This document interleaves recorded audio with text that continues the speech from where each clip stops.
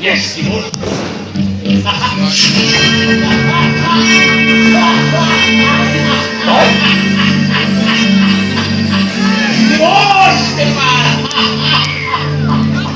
তুই কেনেকৈ ভাবিলা কেনেকৈ ঘূৰ্চিব পাৰিলো সাহস কৰাইছে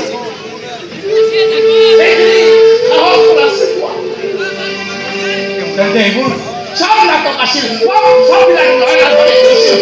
ভালকে বুজি দিছো এইখন ঘৰৰ সমস্ত কামৰ মাজত থাকিলে তেওঁৰ একোৱেই নহয় সেই পৰিবাৰবিলাক ধ্বংস হৈ যাব বন্ধ হৈ যাব আৰু সেই টাইমত ডিভোৰ্চৰ নাটক কৰি তেওঁ ঘৰলৈ পঠিয়াইছিল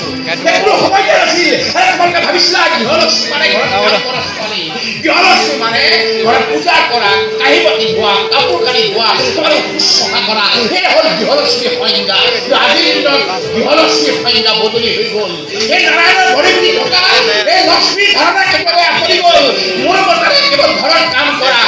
ঘৰত ঝাৰু দিয়া ভাত ৰন্ধা কাপোৰ ধোৱাগৰাকী গৃহলক্ষ্মী হ'ব নোৱাৰে সমস্ত কাম কৰাৰ পাছতো যিজন শিক্ষিত ফল থাকে যিজন প্ৰতিভাখিনি বিস্তাৰ কৰিব পাৰে আজিৰ দিনত সেই হ'ল গৃহলক্ষ্মী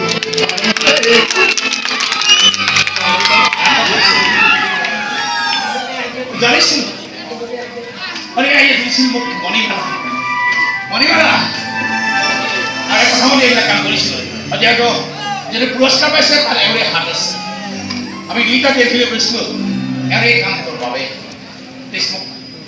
মাফ কৰি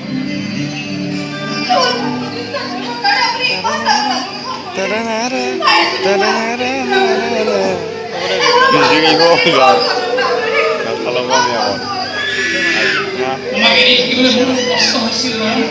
কিন্তু উপায় নাই তোমাৰ স্বাৰ্থত মই এইখিনি কৰিবলৈ বাধ্য হ'লো মাফ কৰি দিবা মোক মাফ কৰি দিয়া নোৱাৰে তোমাৰ গৃহলক্ষ্মীৰ সজোৱা নামত তোমাৰ অস্তিত্বকে আমি পাহৰি পেলাইছো অনুভৱেই ভাল